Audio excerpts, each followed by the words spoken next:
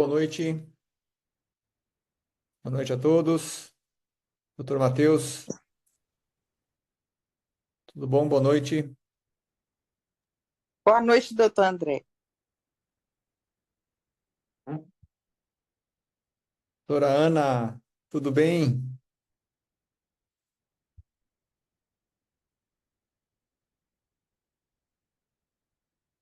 Acho que você está sem som, Ana. Oi, André. Deixa eu só ver esse microfone. Tá me escutando? Você consegue me escutar? Ainda não, apareceu som ainda. Não? Estranho, porque eu já tô.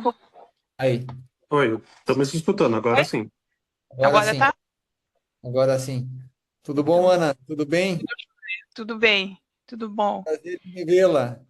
Um tempo já que a Prazer, gente conversa. é Tudo bom? verdade. Tudo Conversa bem. nos eventos, né? É verdade, é verdade. É, eu tô de plantão, então vocês estão me vendo com. Nem tive Sim. tempo de me trocar ainda. Agora aí já é quase meia-noite, ou já é meia-noite, né? É 10 da noite aqui. Aqui é Ah, 10. 10? Eu fiz o É, aqui é cálculo 10 da errado, então. Eu achei que fosse um pouquinho mais. Ah, não, noite. são 3 horas, né? Não, é. Não, eu estou trocando com o Charbel. O Charbel são 4 horas. E São, aí ia porque dar. i- é, Exatamente, ia dar no mesmo horário que o teu, só que lá na França. exatamente, E é. você tá no Reino Unido. Então, a gente teve um impasse hoje, Ana, infelizmente. O Dr. Charbel ligou há pouco tempo, bem em cima da hora, dizendo que ia ter um procedimento. A gente sabe como é que é. Isso já aconteceu no curso passado, que a gente tinha um curso bem legal, tava uma aula bem legal, estava todo mundo esperando, e aí a gente teve que cancelar o dia.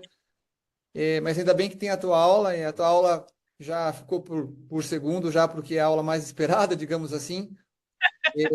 Estão todos aqui por você, Tá certo. e até pedindo mil desculpas aos nossos amigos aqui que o professor Charbel, então, como eu já falei, não pôde estar. Segundo ele iria entrar em procedimento. Eu até achei que fosse muito tarde, mas a gente sabe como é que funciona lá, É. e aí não tem horário, né, Ana? Todo Não, por horário. exemplo, eu É, comentei com você, a gente fez 3 aneurismas rotos hoje, e mais umas, eu não sei quantas tumbectomias, porque eu nem sei. Eu deixei meus fellows fazendo, eu nem sei. O último aneurisma está ainda na mesa. E ainda é, meu fellow está fazendo. é uma Então, assim, loucura. é É, loucura. Assim, às vezes, e assim, não teve eletivo hoje, porque a gente cancelou, a gente fez manutenção de uma máquina e não fez eletivo. Ainda bem, porque com uma máquina e meia, porque a gente está com um monoplano e com um biplano só funcionando, o segundo biplano está em manutenção hoje, eu nem sei quantas tumbectomias, acho que umas 2 ou 3, a gente está no terceiro aneurisma roto hoje. é Então, tipo, uma é loucura. uma loucura, assim, mas É, tudo bem. e é por isso que a gente te agradece, assim, imensamente, porque a gente sabe como é difícil para uma pessoa como você estar aqui com a gente agora e nesse tempo, 1 hora com a gente aqui, Não, sendo mas que a tua prazer. vida continua e já é tarde, então a gente também não vai alongar muito e a gente já Não vai tem passar para a tua aula. Só para você saber, Ana, você já conhece bem a academia, você já faz parte da academia, você já é membro praticamente da academia e esse curso é um curso exclusivo que a gente uniu alguns neurocirurgiões Uhum. e alguns residentes para ter uma aula, assim, algumas aulas importantes na cirurgia vascular e endovascular, né? E a gente Uhum. escolheu aí 20 nomes, 22 nomes, se eu não me engano, e o teu nome foi um dos primeiros da lista pelo conselho. Não, é verdade, eu não estou falando isso para ti porque você sabe disso, você sabe disso, você sabe Nossa, disso. E o pessoal, na verdade, tem um apreço imenso por você, muito porque obrigada. você é filha da casa, digamos assim, né? Gente, E a gente tem o maior orgulho, né, de ter você perto da gente. E a gente sempre gosta de que você participe para a gente poder aprender, porque você sempre tem coisa nova para contar para a gente, ano após ano. Então, esse curso é um curso fechado. A gente Tá. faz um vídeo depois no final e a gente compartilha para algumas pessoas. Tem muitas pessoas que pedem para assistir o vídeo. Então, depois a gente tem várias visualizações e isso espalha aí, vai espalhar o teu nome aí para o Brasil inteiro pela academia, tá? E já adiantando, 2027 a gente vai fazer o congresso aqui em Curitiba. Teu nome já está na lista, então se prepare que logo logo vai chegar um convite para você oficial. Ainda tem tempo, mas a gente já Nossa, vai fazer tudo bem cedo para você já se programar e não ter isso, desculpa de não vir, é isso. Mas, não é desculpa, não, mas precisa. Realmente, senão não tem como. Senão não tem como. tá? Eu vou Trazer, como chamar, eu vou trazer. chamar rapidamente o Dr. Matheus, que você Aham. já conhece, para te apresentar para os outros professores que estão aqui na sala. Ana, obrigado mais uma vez. Vamos, Então, Matheus. boa noite, todo mundo. Doutora Ana, um prazer estar aqui novamente com a doutora, né? Faz bastante tempo já que a gente não se vê pessoalmente, mas desde a Sim. pandemia, mas sempre uma alegria tê-la aqui conosco nesse curso. Então, para quem ainda não conhece a doutora Ana Paula Narata, ela é neurocirurgiã e neuroradiologista intervencionista, está atualmente no Hospital Universitário de Southampton, na Inglaterra, mas já passou pela Suíça, já passou pela França. Tive a oportunidade de passar um tempo lá com ela como minha preceptora lá em 2018, já faz um bom tempo, já faz 6 anos mesmo. Mas tem feito uma carreira brilhante, fez a residência no INC, no mesmo hospital que estamos atualmente. Foi para a França se aperfeiçoar na neurointervenção e de lá para o mundo. Então, doutora Ana, um prazer tê-la aqui conosco. Eu vou Obrigada, passar a Matheus. palavra aqui para a senhora. Obrigada. Vocês me deram como é que se diz? Deixa eu compartilhar, né? Share screen.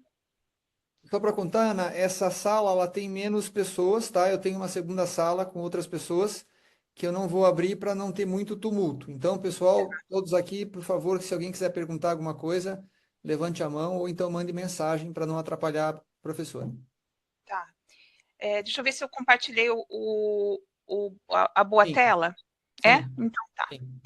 Então, assim, é interessante o assunto que vocês me deram, porque realmente eu acho que é necessário, sabe? Falar um pouco mais de coiling, de coios e embolização por coios, porque realmente às vezes é um pouco, né? Como é que se diz? Não é tão valorizado. E é a base, né, do que a gente faz. Hoje a gente vai falar. Então, aqui nessa apresentação, porque eu sei que acho que vai ter muita gente falando de stent, de flow de Virtus, aquela coisa toda, eu não vou falar de coils mais stent ou coils, ou seja, não vou dar ênfase na técnica de botar stent. O que eu vou falar aqui, porque talvez não seja muito frequente que vocês ouçam isso, é falar de coiling, ou seja, coils puro, ou seja, aneurisma duro para botar coil sozinho, sem stent. Por que não foi posto stent? Provavelmente porque o aneurismas eram rotos ou porque tinha alguma coisa que não era a melhor opção botar um stent. Então, a gente vai falar de casos, vou falar de outras coisas que não são só casos também de coios, mas aqui vocês não vão falar, eu não vou falar de stent. É raro que eu não falo de stent nas minhas apresentações, né? Normalmente, quando o pessoal me convida para falar, é para falar de caso, como eu sempre comento, caso cabeludo de stent. Hoje eu não vou falar de caso cabeludo de stent, vou falar um pouco de caso cabeludo de coio. Mas vamos dar uma geral também, algumas teorias, porque para ter um fundo mais didático, para quem estiver assistindo, talvez se vocês forem muito avançados já na carreira de vocês, talvez não seja tão interessante, mas eu acho que quem está começando é importante de ver isso. Vamos ver aqui como é que eu faço para avançar os meus slides, porque eu estou numa tela diferente. Aqui foi.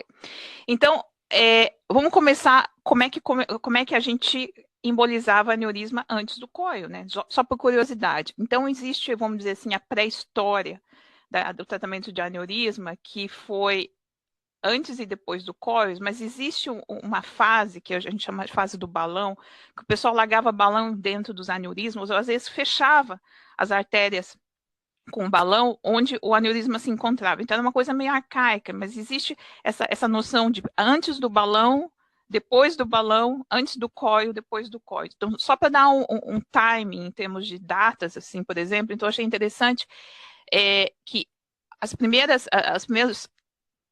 vamos dizer assim, uma das primeiras tentativas de tratar aneurisma sem ser cirurgia foi mais ou menos nos anos 60, com coisas assim extremamente, vamos dizer, interessantes, que você vê que não devem funcionar, porque são perigosas, mas que, né, alguém tentou tratar desse jeito. Então, fazer, por exemplo, induzir corrente elétrica e causar trombose. Obviamente, como é que vai trombosar só aneurisma e não a artéria, sabendo que vai passar corrente elétrica, aquilo tudo? Não tem como, né?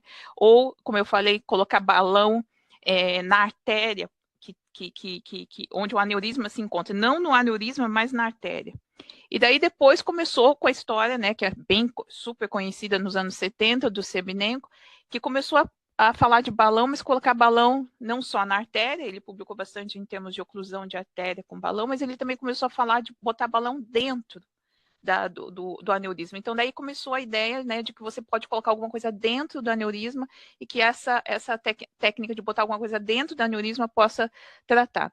Mas, obviamente, ali a gente está falando de coisas extremamente assim inadaptadas, que não são adaptadas, né? Ou seja, o formato do balão, o formato do aneurisma, claramente não tem nada a ver, ou seja, a complicação era super alta, nem fala de recanalização, porque nem trombosava às vezes o aneurisma, né? Então a gente está falando de uma técnica, assim, a ideia veio, mas ainda a técnica estava muito arcaica nessa época. E daí, aí que começou a ideia de botar alguma coisa dentro do aneurisma, uma coisa que se adaptasse à anatomia do aneurisma, e daí veio a história do COIS. Mas é importante falar que COIO sozinho, não entra sozinho no aneurisma, né? Ou seja, COIO precisa de catéter, microcatéter, precisa de guias, de microwires, precisa de uma série de coisas que também foram se desenvolvendo ao longo desse tempo, que fez com que a técnica de botar COIO fosse eficiente. Ou seja, COIO é uma parte do avanço tecnológico, mas não é só o COIO, né? O COIO não entra sozinho lá dentro, né? Ou seja,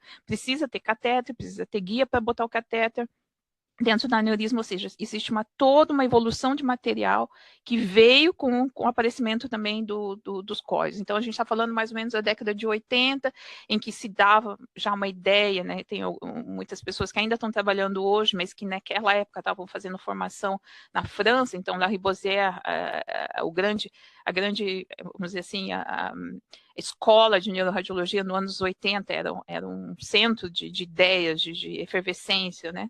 O falecido agora professor Merlon, ou seja, quem passou por lá, e tem muita gente ainda que trabalha no Brasil, que passou por essa época no Lariboisière, talvez vai se lembrar dessa efervescência das coisas, dos catéteres, da ideia de mudar o formato dos catéteres, esquentando com vapor, etc. Ou seja, existiu uma certa cultura de endovascular nos anos 80, em Paris, principalmente, em Lariboisière, que até hoje ainda, os profissionais que ainda estão ativos, e muitos deles ainda no Brasil, ainda se lembram disso. E daí vem a época do COIO, né? Então aqui entra o que a gente conhece hoje como COIO. Claro que não era, vamos dizer assim, exatamente o que a gente conhece hoje. Quem começou a fazer mais ou menos intervenção como eu, no começo dos anos 2000, ou seja, mais de 20 anos atrás, se lembra de COIOs assim, que a gente teve que utilizar, que eram coisas assim super rígidas, complicadas de botar dentro de artéria, não estou falando nem de aneurisma, de botar dentro de uma artéria intracraniana só já era complicado, ou seja, existe uma série de COIOs, antes dos COIOs que a gente conhece hoje, que já eram utilizados, vamos dizer assim, para algumas coisas, como fechar carótida, etc., fechar seio cavernoso, em fístula dural, ou seja, que já era utilizado nessa época, mas que não era bom suficiente, seguro o suficiente. Daí veio, obviamente, eu não vou entrar no detalhe porque isso todo mundo conhece, e é a época dos goglomicóios, e daí a coisa realmente vira neuro, ou seja, daí a coisa fica, como é que se diz, soft, para colocar, você controla o momento que você quer largar o coio, você tem diferente comprimentos, mesmo que existia só 3 no começo, 3 diferentes, a primeira gama, a primeira leva de cóis, só existia 3 tipos diferentes, 3 tamanhos diferentes, mas, ou seja, a ideia de ter tipos de tamanhos diferentes, assim, a ideia de 3D do COI, etc., foi aparecendo pouco a pouco nessa época dos anos 90, e depois, obviamente, anos 2000 já tinha um monte de coisa aparecendo. E acabou que hoje em dia, né, existe uma infinidade de COIO, assim, que não é possível, né, ignorar. Ou seja, se você vê quantas companhias fazem COIs e quantos tipos diferentes, tamanhos diferentes, não só tamanho, mas também diâmetro, né, do COI, ou seja, o fio do COI, ou seja, o calibre do COI. Eu vou falar um pouco de coated, ou seja, COIs que têm um revestimento, ou seja, a quantidade, a diversidade é enorme. Ou seja, tem para todos os gostos, mas talvez esse seja o problema. Ninguém aprende nada se tem muito, né? Então, acho que uma das coisas é que talvez se você conhece um COIO e gosta daquele, talvez tenha que usar um pouco mais para aprender um pouco mais como ele funciona e não ficar aí mudando muito. No meu caso, aqui, como na maioria dos casos em hospitais universitários, a gente usa muito tipo diferente de COI, porque a gente tem que testar COI para a companhia, então, ou seja, existe uma rotação de COI muito grande, que eu acho que até atrapalha os meus fellows, no sentido de que eles não aprendem um COI, não pegam o gosto, ou seja, o hábito de usar um COI, que daí já tem que começar um outro, porque já tem uma série de teste para fazer, ou seja, essa rotação de COIs, que hoje em dia é rotina em alguns centros, principalmente na Europa, assim, nos Estados Unidos, é bom, mas ao mesmo tempo eu acho que para quem está começando complica um pouco o aprendizado. Então, para simplificar um pouco, é os COIs que eu vou falar hoje, mostrando alguns casos, mostrando como é que se usa um pouquinho.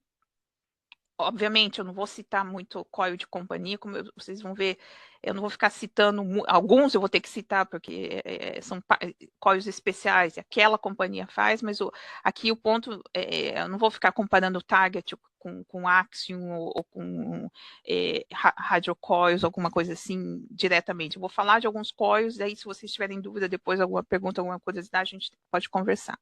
Então, os COIOs principais são os COIOs normais, ou seja, os Platinum COIOs, que não tem nenhum revestimento. Daí tem aqueles com revestimento, né? Alguns que ainda estão sendo utilizados, que é o hidrocoil, o radiocoil, mas existiam outros que alguns de vocês se lembram, talvez, do Matrix, né? Que não se usa mais.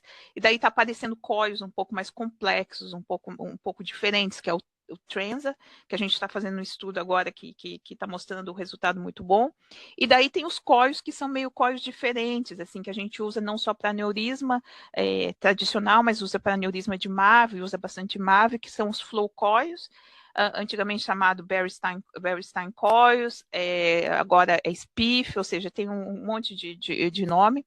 E também o Kanika Coils, que são esses coils japoneses que são super pequenininhos, que passa dentro de catéteres bem pequenos. Eu vou comentar um pouco deles porque é útil, talvez, não sei se todo mundo conhece, mas se não conhecer, eu acho que é oportunidade de ver como é que funciona. Então, se você, só para falar um pouco, porque todo mundo me pergunta, você usa bastante, que tipo de COI você usa? Qualquer COI. A partir do momento que você cobre bem o colo do aneurisma e faz um bom packing do aneurisma, o aneurisma não vai recanalizar ou tem menos chance de recanalizar. Obviamente, aneurisma de colo largo, proximal, aquela coisa de carótida, tem uma alta taxa de recanalização. E daí, você acredita que se botar COIO ativo, ou seja, COIO coberto, coated coils, recanaliza menos? Até acredito. Se você me perguntar que eu boto de propósito, porque eu não estou querendo recanalizar, não. Eu não uso de propósito para isso.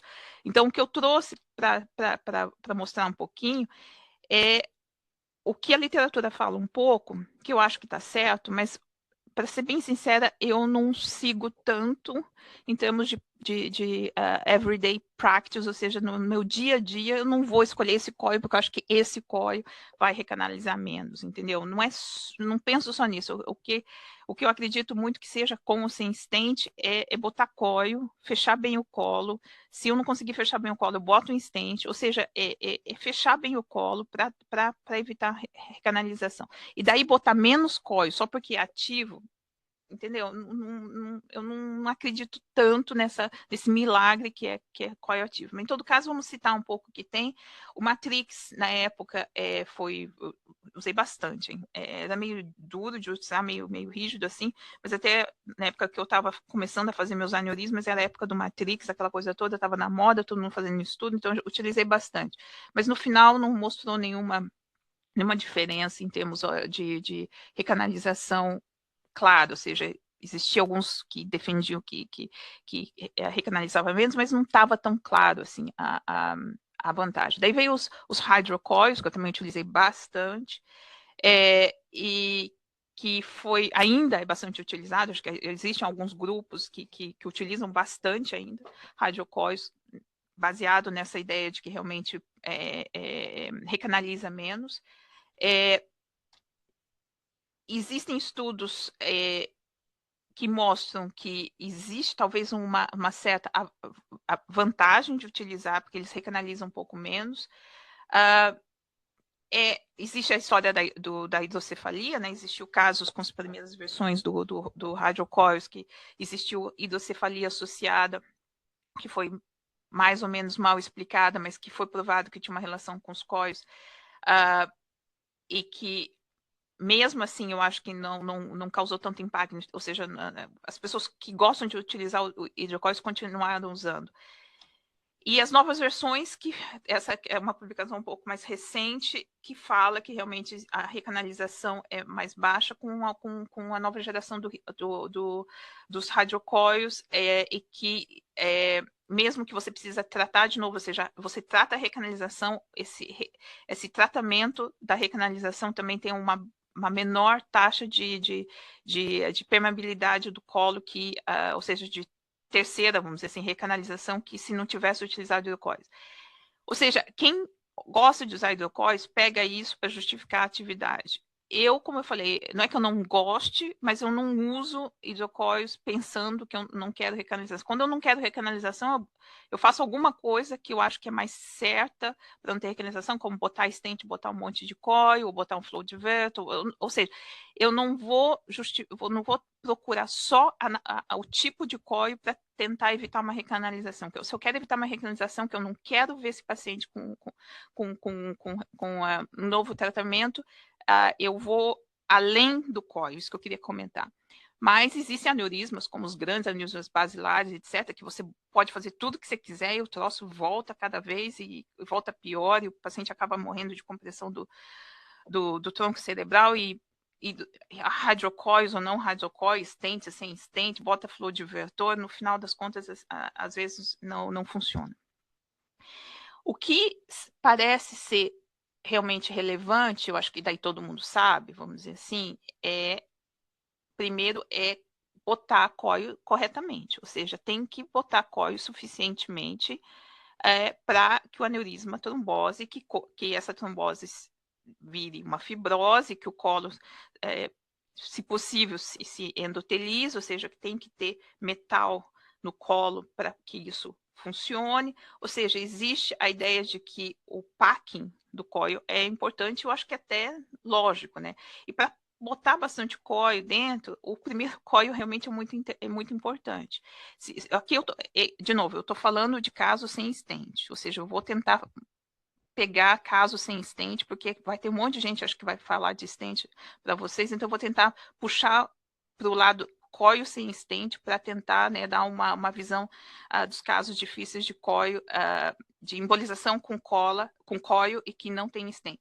Ou seja, o primeiro coil é importante. O primeiro coil é o que vai dar o shape, que você vai tentar, entendeu? Manter aquele shape, dar mais estabilidade, colocando um ou dois mais complexos coils ali dentro, e depois você vai começar como é que se diz, a preencher os vazios ali dentro. Ou seja, o primeiro coil é interessante.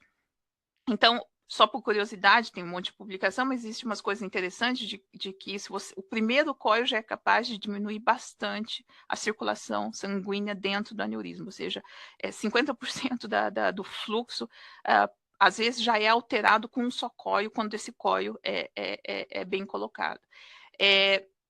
Se você vai colocando, e parece já bom. Ou seja, imagina um aneurisma de 8 milímetros, você está colocando coils, e daí você chega lá no finalzinho, você já está querendo colocar um coil de 1 milímetro, 1,5 milímetros. Será que esse coil é importante? Ou seja, será que esse coilzinho no final ali, que às vezes é aquele que vai sair na artéria e vai dar problema para você, será que ele é importante? Em teoria, não. Então, por exemplo, é interessante dizer que se você bota um coil muito pequeno, que não adiciona nem 1% da densidade do metal, nem precisa botar, entendeu? Porque não vai mudar a história do aneurisma. Então, a densidade do packing, que é em torno de uns 20 e tanto por cento, então como é que você avalia isso? Então, teve uma época que os softwares das máquinas faziam aquela coisa toda. Então, uma coisa muito teórica, a gente não usa isso. Eu quero chegar a 22,5% de densidade nesse aneurisma. Não, a gente não sabe, faz a olho, né? Vê que não está mais circulando aquela coisa. Mas, em teoria, se você for para pesquisa, aquela coisa toda, tem que ter no mínimo uns 20% de espaço. E a gente sabe que quando a gente bota coil dentro, parece que está preto ali, parece que está com um coil que não tem espaço vazio, mas não é verdade, né? A gente sabe que não é verdade. A gente sabe que quando o aneurisma está super bem embolizado, ele está com uns 20 e tanto por cento só de superfície preenchida pelo metal. O resto é trombose, é coisa induzida pelo coil, ou seja, você não está colocando 100% ou 90% de metal dentro para tratar o aneurisma. Você está botando uns 20 e tanto por cento, e esses 20 e tanto por cento já é suficiente para acabar com a circulação, ou seja, para trombosar, ou seja, para que não tenha mais opacificação desse aneurisma durante a intervenção. Então, essa noção de que quando você emboliza bem o aneurisma, se botou 80% da cavidade do aneurisma de coil, não é verdade. Você está falando de uns 20 e tanto por cento, entendeu? E daí, como eu comentei, o primeiro coil é importante. E olhando mais e mais, eu vejo que essa nova geração, por exemplo, hoje, por exemplo, eu estava com um fellow que é bem, ele é avançado, ou seja, ele já faz algumas intervenções sozinho, ele tem ainda uma grande dificuldade de saber qual coil ele vai utilizar, o primeiro coil para utilizar. E eu acho que isso é uma dúvida que persiste num certo grau até um tempo depois, né, de você ter feito a tua formação. Obviamente, a solução é fazer caso, ver caso, fazer caso. Mas existem hoje em dia a inteligência artificial, softwares que podem dar uma utilizada. O que eu faço, como eu trabalho com essa empresa, a Simincure, eu faço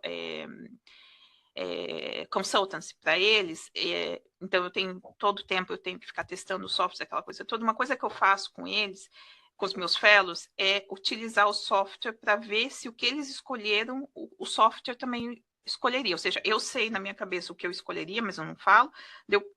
Daí o fellow bota o que ele marca, o que ele colocaria, daí a gente faz a simulação para ver se bateu. Então, é uma maneira didática de utilizar o software. Obviamente, quando você tem uma certa experiência, até com stent, é o caso, às vezes o software diz de botar um stent ou um coil, com a tua experiência, você sabe que não é a melhor escolha, que você vai, né, contra a decisão do software, porque você tem prática, você sabe o que acontece com aquele stent. É a mesma coisa para o coil, mas é engraçado que tem batido bastante, it matches quite well com a opinião dos fellows, ou seja, é mais eu uso mais como uma ferramenta de aprendizado do que propriamente um guia de utilização de coil, mas dá uma ideia, eu acho, do que eles estão fazendo. Então, existe a possibilidade de você fazer a simulação. Esse é um caso que foi feito aqui no hospital não faz muito tempo, acho que há uns tempos atrás, né, até recente, em que um aneurisma roto pequeno de comunicante anterior, com um formato meio assim, né, alongado, não tão profundo, mas alongado. Então, a gente fez um quiz aqui com os fellows, o que você colocaria, tal. E daí a gente simulou no software, daí viu se batia ou não batia com o que eles tinham falado. É interessante, ou seja, é uma coisa que esses softwares estão fazendo agora, não é só dar dica para stent, mas eles estão também fazendo dica, como vocês sabem, também para intrasaccular, como web, mas também agora existe essa onda de fazer a simulação para coil. Mas o que conta mesmo, que eu acho que conta em termos de fazer uma embolização boa, além de escolher bem o coio, é utilizar bem o micocáteter, né? Então, ou seja, se o micocáteter não está bem posicionado dentro do aneurisma, às vezes é complicado de conseguir fechar bem esse aneurisma. Ou seja, por isso que eu botei ali o que a gente usa para shape o catéter, que é essa, né, a Bosch, que dá esse ar quente, assim, então você muda, dá o formato no teu micocáteter. Praticamente, pessoalmente, eu não uso nenhum press-shaped micocáteter. Cada vez que eu pego um micocáteter, eu pego um que como é que se diz? Reto, e daí eu faço a minha curva, mesmo que for só para fazer uma curvazinha, eu faço o mesmo, ou seja, é um hábito, existem micocátetes que já vêm com 90 graus, 45, aquela coisa toda. Eu não uso muito, eu pego um direto e um reto, e daí eu faço a curva que eu quero. Então, praticamente, 100% das vezes que eu uso um micocátete, que eu preciso de um formato para aneurisma, eu faço eu mesmo. Mas existem tipos, tamanhos diferentes de micocátetes adaptados para diferentes situações. E também já existe hoje o Pear Shape, mas é importante que esse catéter esteja bem estável. E isso, como é que se diz? É alguma coisa que você aprende com o tempo, ou seja, por que faz uma curva em S? Por que tem que fazer uma curva em Z? Em Z? Por que faz uma assim? Por que faz essa? Ou seja, quando você vê o aneurisma, quando você vê como é que ele está implantado, como você vê como é que é a curva do acesso, ou seja, que seja da carótida, da cerebral média, ou seja, você vê como é que você vai dando o shape, o formato no microcatéter para que esse catéter fique estável para te ajudar.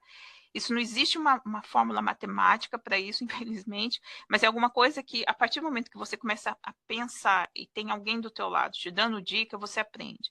E mais você faz, de novo, aquela curva de aprendizado, né, que demora, mas que quando você começa a entender como é que funciona, ajuda em muito. Obviamente, não é só catéter, você precisa de balão, precisa de guia, precisa de um monte de coisa. De novo, eu não estou falando de stent, estou falando de coil sem stent, ou seja, balão para poder segurar o coil dentro. Então, balão, existem vários, existem, como é que se diz, aqueles que são mais molinhos, aqueles que são mais rígidos, existe balão que tem uma luz interna, que é o double lumen, né, que é o da direita aqui, que é extremamente útil, porque eles são super estáveis, você bota um guia lá dentro, não tem risco de ter sangue voltando retrograde, blood, ou seja, mais seguro, eles são realmente muito bons. Existem os mais tradicionais, que é o guia que mantém o balão inflado, que são os de remodelings mais antigos. Ou seja, existe uma variedade enorme, mas balão é essencial. Ou seja, eu vou citar isso no final da apresentação, mas se eu estou indo para um aneurisma roto, que eu não vou botar stent, mesmo que o colo é pequenininho, eu boto um balão. Tenho certeza que eu não vou usar o balão, boto o balão. Ou seja, não quer dizer que eu boto o balão, que eu inflo o balão, encho o balão na frente do aneurisma cada vez, mas ele está perto, ele está ali. Se tem uma ruptura na mesa durante o coiling, por qualquer motivo que você precisa, o balão está ali. Ou seja, aneurisma roto, aqui, em qualquer outro hospital onde eu trabalhei, regra, sempre tem um balão preparado junto. Não quer dizer que você vai botar o balão lá na pele calosa super pequenininha, super fininha. Talvez não precise. Mas o balão tá ali se você tem uma ruptura de artéria, uma ruptura da aneurisma ou qualquer coisa, antes de começar a se desesperar, eu sempre falo para eles, bota o balãozinho e daí respira, né, e vamos que vamos. Entendeu? Então, o balão não é só para o coio, mas para aneurisma roto, principalmente, uma segurança para poder, né, ganhar um pouco de tempo, se você precisar ver o que tem que fazer com o aneurisma que rompeu na mesa, e isso acaba acontecendo com todo mundo. Então, balão é essencial. Na minha opinião, eu não subo um coio no aneurisma, que seja aneurisma roto ou não roto, que eu não vou utilizar stent, de novo, é outra coisa. Então, estou falando de coiling puro, que não tenha um balão junto com o meu microcatéter. Sempre está um balão preparado. Que você bota um balão, 2 balões, que você inflate o balão, como esse daqui da direita, você enche um pouco mais para que ele pegue mais o colo, entendeu? Então você não precisa botar 2, você bota só um, e hoje em dia os balões são tão molinhos, são tão bons, que você consegue fazer com que ele se adapte no colo dessa maneira, o que é impressionante. Então, ou seja, botar 2 balões hoje em dia é raro que eu boto 2. Eu botava mais antes. Quando os balões eram mais rígidos, eu não podia inflar tanto o balão. Hoje em dia, que eles são tão bons desse jeito, é raro que eu preciso botar 2. Normalmente, mesmo na bifurcação, às vezes eu colocando só um já dá. Então, às vezes o balão é utilizado não só para proteger o colo, em termos de guardar os coios dentro, mas também para estabilizar o micocatéter. Já aconteceu de que eu, vamos dizer, na minha experiência, que eu não consegui fazer uma curva tão boa, e que daí eu fiquei usando o balão mais para segurar o micocatéter dentro do aneurisma do que propriamente para segurar os coios dentro do aneurisma. Entendeu? Então, às vezes acontece que você usa o balão até para estabilizar o posicionamento do micocatéter. Então, vamos mostrar alguns casos, de novo, não vou trazer casos de colo pequeno, né? Isso aí todo mundo sabe fazer, todo mundo faz e todo mundo já fez e não tem problema. Vamos trazer caso mais complicado, não é para dar uma receita de bolo. O que eu quero mostrar com esse caso é que vocês realmente, vocês quiserem, se vocês praticarem bastante, vocês conseguem embolizar um aneurisma difícil, ou seja, de colo largo, sem botar stent. Então, o que eu vou mostrar aqui, de novo, é aquela coisa, é caso cabeludo. Caso cabeludo no sentido de que seria muito mais fácil botar um stent ou botar um intrasaccular device hoje em dia, né? A gente tem web, aquela coisa toda, Artis. Então, mas aqui eu estou mostrando o caso de coiling de aneurisma difícil para coils, sem stent. Tá? Então, esse é a sequência de casos que vão vir agora.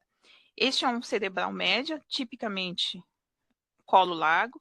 Nessa época, esse é um caso antigo, isso daqui é balão meio rígido que tinha na época, então tem 2 balões. Hoje em dia acho que eu utilizaria só um, mas nessa época realmente não dava para inflar muito o balão porque ele era rígido, então eu botava 2 desse jeito e dava só uma infladinha, só um pouquinho, só para fechar a boquinha do aneurisma ali.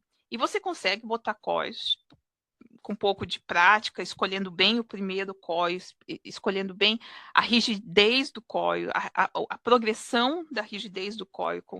Normalmente eu começo com mais rígido e vou colocando mais molinho depois. Se você começa com mais molinho no começo, os mais molinhos são, vamos dizer assim, são menos estáveis, ou seja, eles podem ser empurrados por outro coil. Então, minha tendência é utilizar um pouco mais rígido no começo e daí começar a colocar mais molinho no final. Então, vocês vejam que com um caso desse, com colo largo, vocês conseguem, é possível de embolizar. Sabendo que nessa época aqui existia muito menos alternativa de coil do que existe hoje. Isso aqui é caso de, diria, uns 15 anos atrás ou mais até. Esse é um caso um pouco mais recente, com aneurisma, né, de colo largo na carótida, ou seja, provavelmente vai recanalizar, mas é um aneurisma roto, não quis botar stent ainda, se recanalizar, daí boto, mas assim, o ponto era tratar sem botar stent. O que eu queria mostrar nesse caso é que você veja a segunda foto, que a densidade do coiling no colo do aneurisma não é grande. Se você vê isso, você fala, puxa, como é que eu vou conseguir botar mais coil ali, que já está na boca da entrada ali do aneurisma? Consegue. Com uma certa prática, utilizando bastante balão, você consegue aumentar a densidade do coil só ali. Tudo está bem no fundo, mas ali no colo do aneurisma ainda não está suficientemente denso. Com um pouco de prática, é possível colocar coil só ali, só para aumentar a densidade. Se você colocar coil muito grande, vai puxar tudo para fora. Então, tem que colocar coil não muito grande, bem tranquilo, com balão o tempo todo. Às vezes precisa colocar 2 coils rapidinhos e deixar o balão inflado durante o posicionamento dos 2 coils, porque um coil segura o outro. Ou seja, existe alguma tips and tricks que você pode utilizar, mas é possível aumentar a densidade do packing no colo, mesmo numa situação dessa. Aneurismas pequeniníssimos, como esse daqui da comunicante posterior aqui em cima, um coil só ali dentro, né? É possível, tem que ter coil, né, que não seja, aí que tá, se coloca coil muito fraquinho ali, não fica, então tem que ser um coil com uma rigidez mais ou menos, obviamente, mas é rígido, vai perfurar o aneurisma, claro, mas também não estou falando de cóio tão rígido assim, mas se colocar um cóio muito, muito molinho ali dentro, não fica, entendeu? Então essa talvez seja uma dica de que é importante ter uma certa, o soft, super soft, ultra soft, tetras, todos esses que são super soft, é interessante, mas se coloca muito, muito molinho, não fica. Outro caso de cerebral média, complicado, tem 3 artérias, a bifurcação e um ramo recorrente. Como é que protege o ramo recorrente? É pequeno, mas tem que proteger. Então, o que faz? Tem que botar balão? Tem que botar balão. É complicado? Talvez nem precisa encher o balão, só colocando ali já protege a artéria. De novo, é o primeiro cóio, o segundo cóio e o preenchimento que vai fazer a diferença. O balão vai ajudar, mas se você não escolheu os cóios corretamente, o balão não faz milagre. Botar balão em artéria pequena, se precisar, coloca. Se puder evitar, não bota. Mas ali, nesse caso, em cerebral média, ramo opercular, tem que botar. Outro aneurisma pequenininho, de pericaloso também, só um cóio. Quantas vezes eu tive que reposicionar esse cóio ali? Umas 5, 6 vezes, que eu me lembro. Tá vendo? A ponta do microcatéter, ela teve até que sair, porque o aneurisma é tão pequeno, se você deixa o catéter muito dentro, o cóio não entra. Então, você bota o cóio com o microcatéter quase na saída, e quando você acaba de puxar o cóio dentro, o microcatéter já saiu. Entendeu? E daí você consegue botar perfeitamente. Se você bota muito para dentro, ou seja, nem consegue, né? Tão pequenininho, mas se colocar o microcatéter muito no meio do aneurisma aqui, você não consegue fechar. E daí um outro aneurisma de cerebral média complicado, porque existe esse ramo recorrente que faz uma curva aqui, e o aneurisma está implantado no ramo recorrente, não tá, nem é tanta bifurcação, está no ramo que eu não me lembro, se eu não me engano, é do ramo frontal. Ou seja, existe o segmento M1, ele não está na bifurcação, ele está no ramo. Então, se você vê o controle final aqui, como é que está, você vê que o aneurisma é no ramo. Como é que faz? Tem que usar balão? Tem que usar balão. O problema é que o balão vai endireitar a artéria no começo. E daí, quando você tira o balão, risca de tudo cair.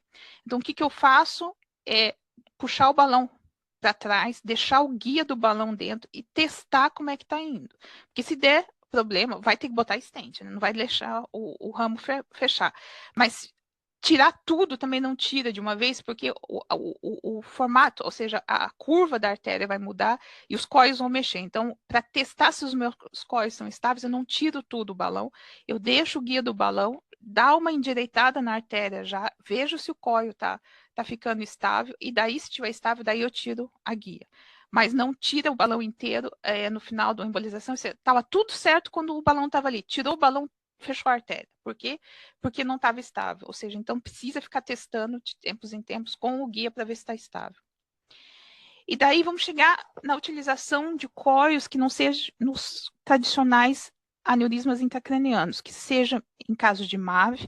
Como o assunto é cóio, vamos dar uma expandida um pouco no assunto e vamos falar um pouco de utilização de cóio fora um pouquinho dos tradicionais aneurismas. Esse é uma MAV de uma criança, de um menino de 13, 14 anos, e que é complicada, é rota, tinha uns pequenos microaneurismas dentro, eu fui para fazer venous approach nesse caso. Obviamente, você precisa fazer uma pressure cooker para puxar o líquido para embolizar. Você usa cóios, nesse caso. Então, eu usei cóios, daí eu puxei, daí fechei até a coroideia, o ramo da coroideia que estava preenchendo a MAV por baixo aqui, até teve refluxo dentro e fechou bem. Ou seja, cóios nessa situação são cóios que a gente chama de flow cóios, ou os antigos Berenstein cóios, ou os SPIFs. São cóios que são sem controle de lagagem, ou seja, você empurra o cóio, pum, entra. São cóios que passam em catéter muito pequeno, que é o Magic, ou o Sonic, por exemplo, 1.2, e que são super úteis para MAV, ou seja, é cóio, mas normalmente você não usa tanto para aneurisma, você usa mais para fechar fístula direta de shunts, de MAVs, ou como no meu caso, nesse caso, relativamente frequente, a gente usa para fechar a veia, para puxar, para fazer a via venosa. Outro tipo de coil especial é o Kanika Coils, que são coils que são compatíveis com microcatéter de MAV, ou seja, Marathon, Sonic e Apollo. Ou seja, Magic é 1.2, French, Marathon, Sonic e Apollo é 1.5. Ou seja, o Kanika Coil não é compatível com 1.2, como o Flow Coil, mas é compatível com o Marathon, por exemplo, que é um catéter super utilizado em embolização. Esse é um caso relativamente recente, faz umas semanas atrás, a gente acabou ontem, por sinal, eu acabei ontem de fechar a fístula, mas umas semanas atrás a gente fechou só o aneurisma para ganhar um pouco de tempo, para entender um pouco a fístula, porque é um aneurisma roto, para falar a verdade, torácico, é uma MAV espinhal torácica.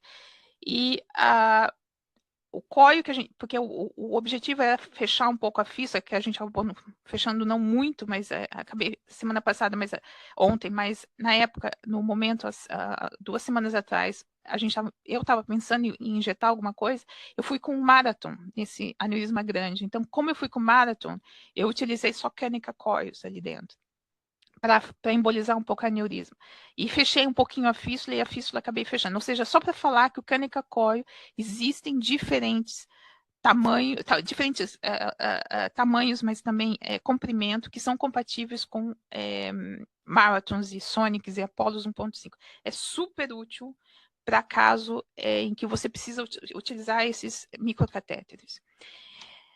Transacoil eu não pus a foto aqui, acabei esquecendo, mas Transacoil é um coil muito mais largo, mais rígido, que a Striker está fazendo agora, que é uma espécie de framing coil, alguma coisa especial para fazer a cage, ou seja, para poder dar o shape do primeiro coil em aneurisma que sejam relativamente de colo largo.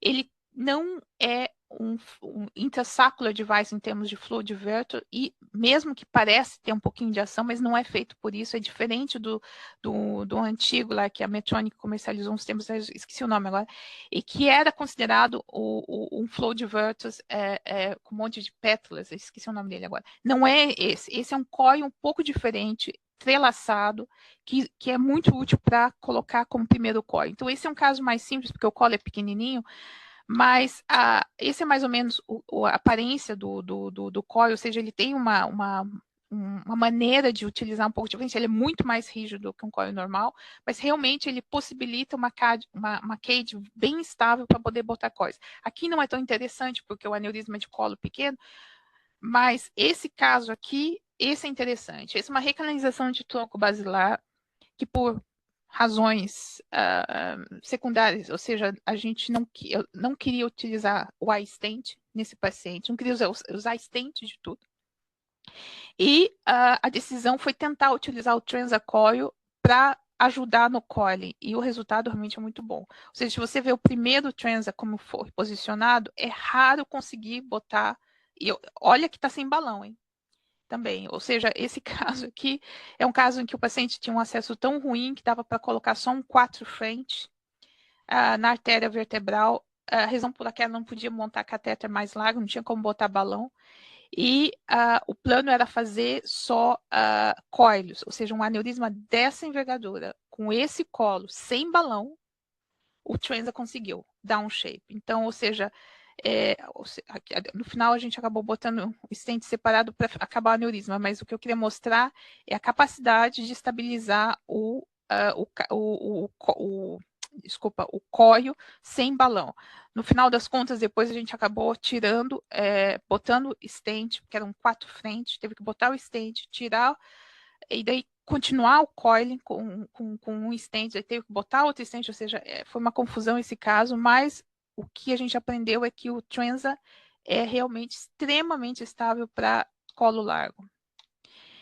Ou seja, em conclusão, eu botei algumas coisas aqui, porque todo mundo me pergunta em relação a coil. Eu boto coil em aneurisma grande, 20 e tantos milímetros com flow diverter.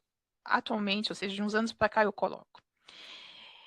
Você usa stent em aneurisma roto? Eu tento evitar. Se eu conseguir não colocar na fase aguda, eu não coloco. Eu sempre tenho, como eu comentei, um balão de remodeling quando eu uso coils. principalmente para aneurisma roto, mesmo que o colo seja pequeno, eu sempre tenho um balão, sempre o balão está preparado e sobe junto com o microcáteter. Eu uso, qual que é o teu coil preferido? Eu uso tudo quanto é tipo de coil. Não tenho preferência muita, ou seja, o que por uma razão ou outra precisar utilizar, eu utilizo. Não, por outro lado, eu também não dou preferência para coil coated. Ou seja, porque coated eu vou utilizar. Não. Eu uso tudo e não sou tão assim fanática por coated coil para evitar recanalização. A principal coisa, eu acho que tem que saber escolher o primeiro coil. E eu acho muita jovens intervencionistas que não sabem utilizar coil bem, que não conseguem embolizar um aneurisma de colo largo sem botar um stent. Ou seja, existe uma perda, infelizmente, da técnica de coiling que é uma pena.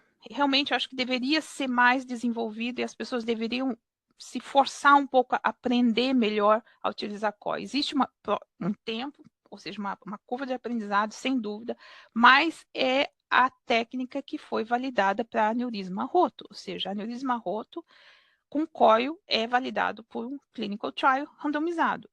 Aneurisma roto com stent, intrasaccular device, qualquer coisa, ainda não foi validado. Ou seja, se você não sabe fazer o mínimo da tua profissão, que é tratar aneurisma roto com coil, ali tem que se botar um pouco de questão que talvez tenha que voltar para trás e dar valor para algumas técnicas de base, que é a técnica do balão com coil.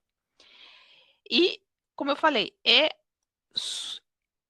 não é tão valorizado, mas deveria ser. Ou seja, é fundamental que o intervencionista saiba usar coil, que saiba usar balão e que saiba tratar aneurisma, mesmo de colo largo, sem usar stent, sem utilizar intrasaccular device. E eu acho que esse é o último slide. Obrigada. Obrigado, Ana. Essa tua aula foi indicada de propósito mesmo, sabe? Porque até a gente mesmo, eu falo por mim, aqui no Brasil, pelo menos no serviço privado, a gente às vezes esquece um pouco que existe mola, sabe, Ana?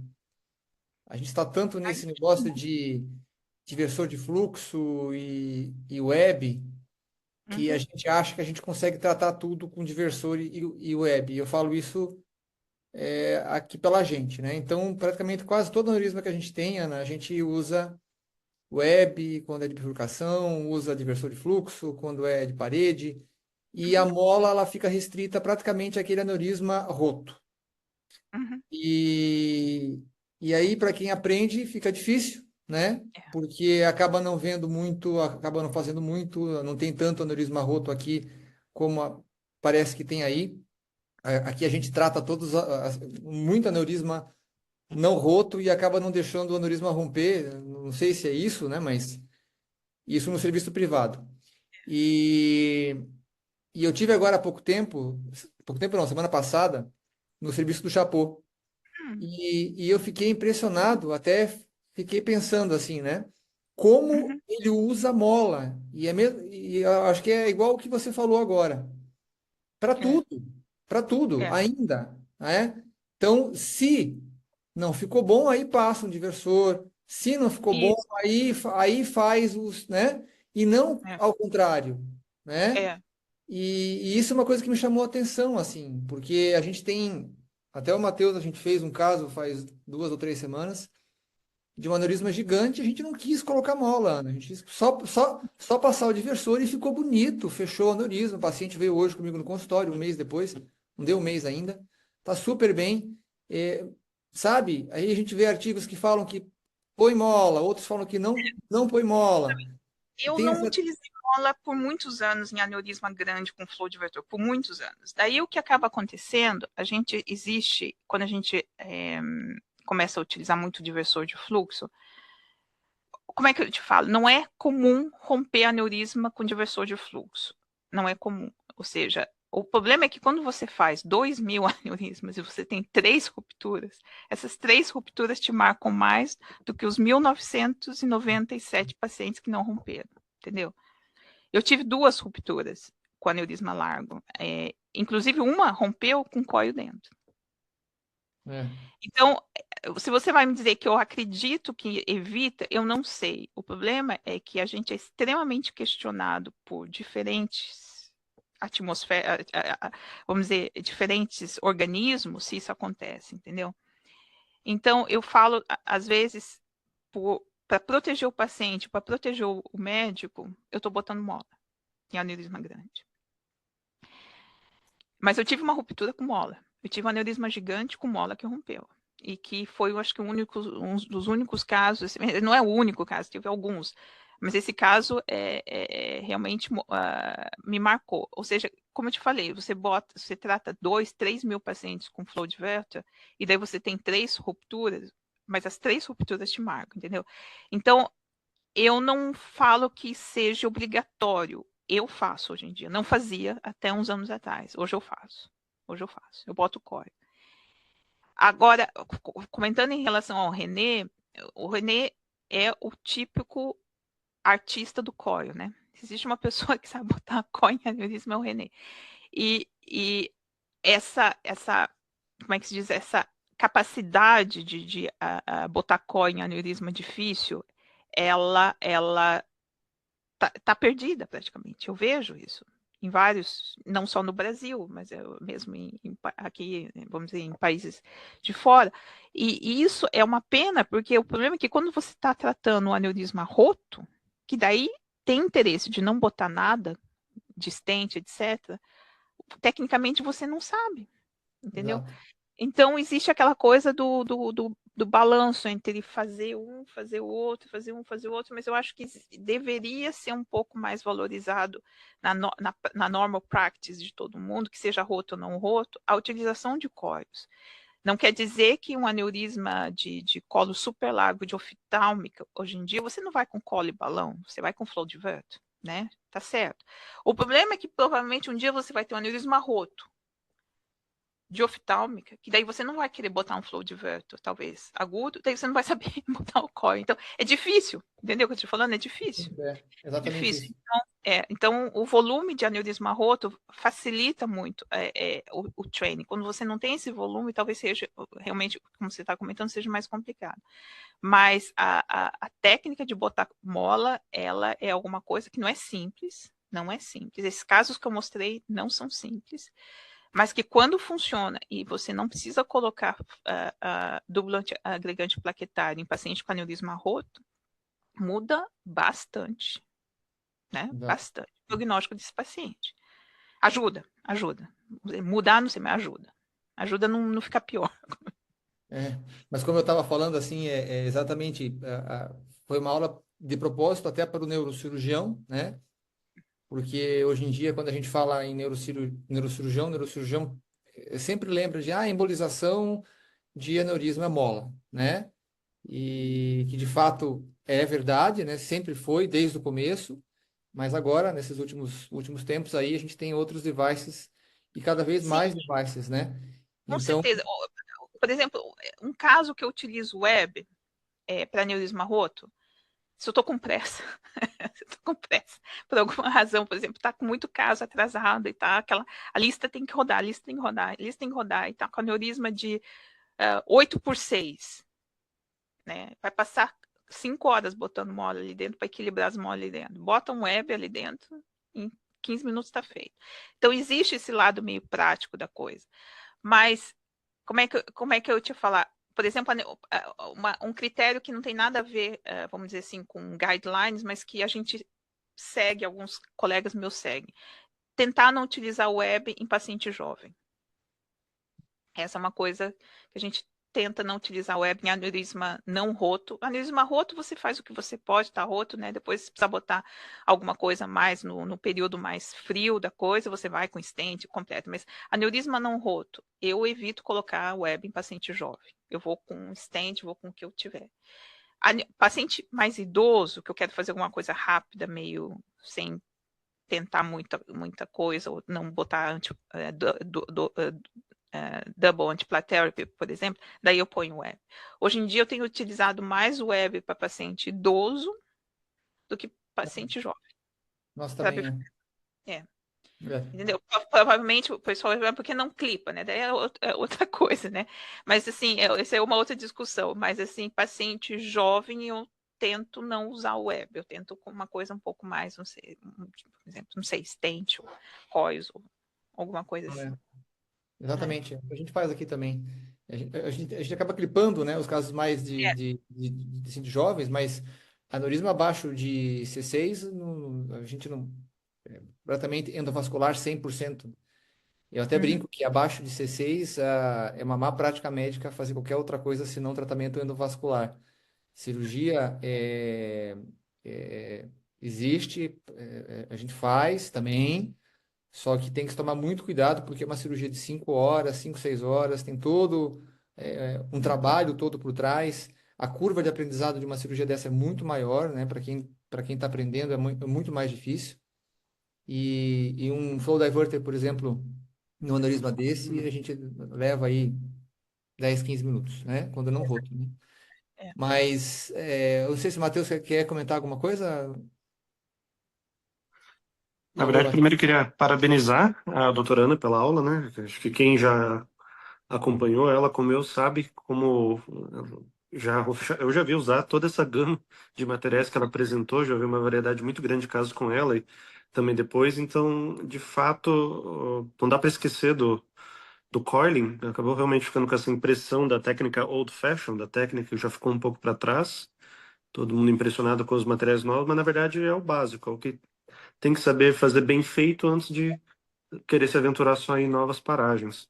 Nesse É. sentido, eu até teria uma pergunta, né, de algo pontual. A doutora falou muito da importância da primeira mola, de acertar de primeira a escolha da primeira mola. Eu queria perguntar um pouquinho mais do que vem depois, que a gente sempre cresce com um paradigma de primeiro um 3D framing para pegar a periferia e depois ir enchendo com mola helicoidal. São comportamentos bem diferentes de mola. Como que a doutora vê assim a transição, que tipo de mola usar depois que a primeira framing já está feito? Tá, então assim, maior o aneurisma, mais framing eu uso. Então, por exemplo, um aneurisma de uns 4 milímetros, talvez um framing meio longo, por exemplo, com 4 por 10, faz uma boa cage já, ainda não preciso mais colocar mais frames dentro. Mas imagina que você está com um aneurisma de 8 milímetros, 7, 10 milímetros. Ali eu boto uns 2 ou 3 coils framings longos, e daí depois eu começo a preencher. Entendeu o que eu estou te falando? Então, maior é o aneurisma, mais framing eu coloco. Uhum, E às vezes, o que acontece hoje em dia, frame ou not frame, eu acho que é uma divisão tão aleatória hoje em dia, porque o que eles têm muitos cores é mais a consistência do core. Então, não é porque é frame, você não pode, como é que se diz, preencher um aneurisma com frames. Entendeu o que eu estou te uhum, falando? uhum, Você sim, sim. diminui o tamanho do framing, ele é um core de preenchimento. Então, três frames e daí helical coils. Isso não existe mais, eu acho, hoje em dia, sabe? Essas regras, assim, até existiam uns tempos atrás, quando não existia tanta variedade de coil soft, coil ultra soft, coil 10, coil 14, coil 12, entendeu? A espessura do negócio. Então, a única regra é que eu coloco mais frames, ou seja, coils duros e com uma modelagem 3D, mais coil frames para maiores aneurismas, menos coil frames para menores aneurismas. Quantos? Depende. Uhum, Mas, por exemplo, vamos dizer, num aneurisma que nem o carinha está fazendo ali, é um aneurisma de 7 por 5 por 4, 754. Ele começou com um frame de 6, botou um frame de 5, botou um frame de 3,5. E agora acho que ele acabou, até eu vi ele fazendo um sinal de que acabou. Então eu acompanhei, então ele botou 3 frames, onde o terceiro um pouco menor, né? E daí depois preencheu, acho que ele botou, se eu não estou enganado, ele botou tetra, que é um coil meio diferente da strike, assim, sabe? uhum, Então, assim, depende. Mais frames você coloca, mais estável fica, né? Para preencher depois, entendeu? Então, uhum. aneurisma de 4, 3, por exemplo, você não consegue colocar muito frame dentro, né? Você bota uns 3, 4 coils, já fechou o aneurisma. Então, você coloca um bom frame, daí você coloca mais meio um pequenininho frame, daí depois você coloca o que você quiser dentro. O que eu falo sempre, se você bota um frame de 2, não é nem um frame, né? É tão pequenininho, 2 por 4 frame, é um coil de preenchimento, fecha uns buraquinhos, né? Não dá para comparar um coil frame de 2 por 4 com um frame de 10 por 30, entendeu? Não é a mesma coisa, entendeu? Ele é um frame mesmo. Esse daqui é um coil de 2 por 4, você pode colocar em qualquer lugar, entendeu? Ainda mais se eles são meio molinhos, assim, entra em qualquer lugar, entendeu? Então, essa divisão de coil, vamos dizer, de frame, coil de preenchimento, hoje em dia essa linha de divisão é um pouco mais tênue, isso que eu queria te falar. Os coils são um pouco mais versáteis, entendeu? Você pode utilizar um pouco mais, entendeu? Perfeito. Maravilha. Obrigado, doutor. E, então, eu acho que é isso. Eu vou abrir aqui a sala para alguém que queira falar, já que a gente tem um pouquinho só, mais alguns minutos, para a gente deixar a doutora Ana em paz.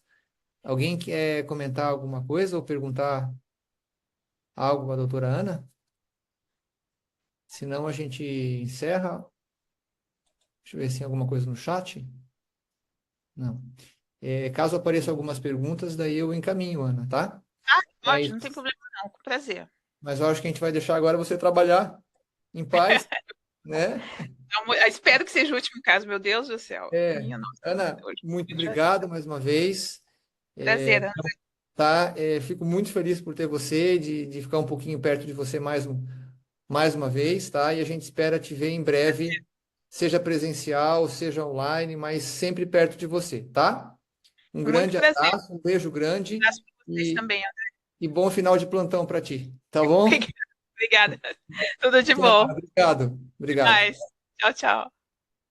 E a todos aqui da sala, então agradeço a presença aqui e nas próximas horas ou então nos próximos dias eu passo o novo horário da aula do Dr. Charbel, tá? Essa aula não será perdida, essa aula será feita e aí eu passo para vocês bem certinho o horário, data, para que vocês possam assistir. Um abraço a todos então e até a próxima.